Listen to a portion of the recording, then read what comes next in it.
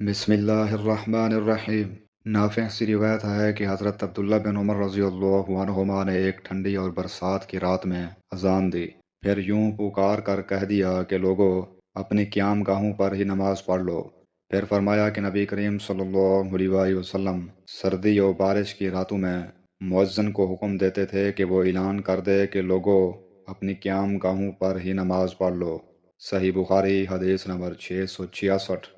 عبید اللہ بن عبداللہ بن عتبہ بن مسعود نے خبر دی کہ حضرت عائشہ رضی اللہ عنہا نے فرمایا کہ جب نبی کریم صلی اللہ علیہ وآلہ وسلم بیمار ہو گئے اور تکلیف زیادہ بڑھ گئی تو آپ نے اپنی بیویوں سے اس کی اجازت لی کہ بیماری کے دن میرے گھر میں گزاریں۔ انہوں نے اس کی آپ کو اجازت دے دی، پھر آپ باہر تشریف لے گئے۔ آپ کے قدم زمین پر لکیر کر رہے تھے۔ آپ اس وقت عباس رضی اللہ عنہما اور ایک اور شخص کے بیچ میں تھے، یعنی دونوں حضرات کا سہارا لیے ہوئے تھے۔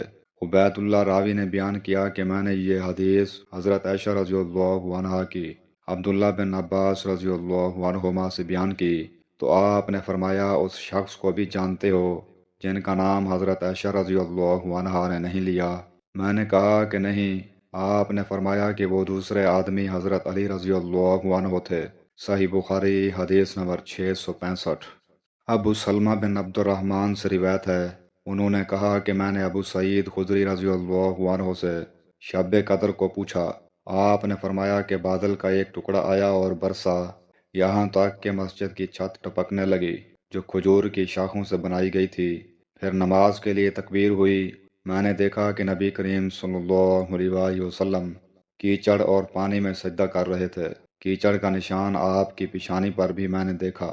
صحیح بخاری حدیث نمبر 669۔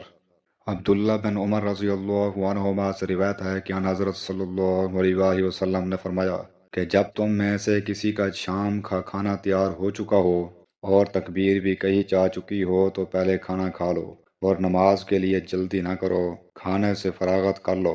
اور عبداللہ بن عمر رضی اللہ عنہما کے لیے کھانا رکھ دیا جاتا، ادھر اقامت بھی ہو جاتی، لیکن آپ کھانے سے فارغ ہونے تک نماز میں شریک نہیں ہوتے تھے۔ آپ امام کی قرات برابر سنتے رہتے تھے۔ صحیح بخاری حدیث نمبر 673۔ حضرت عائشہ رضی اللہ عنہا نبی کریم صلی اللہ علیہ وآلہ وسلم سے روایت کرتی ہیں کہ آپ نے فرمایا اگر شام کا کھانا سامنے رکھا جائے اور ادھر نماز کے لیے تکبیر بھی ہونے لگے تو پہلے کھانا کھا لو۔ صحیح بخاری حدیث نمبر 671۔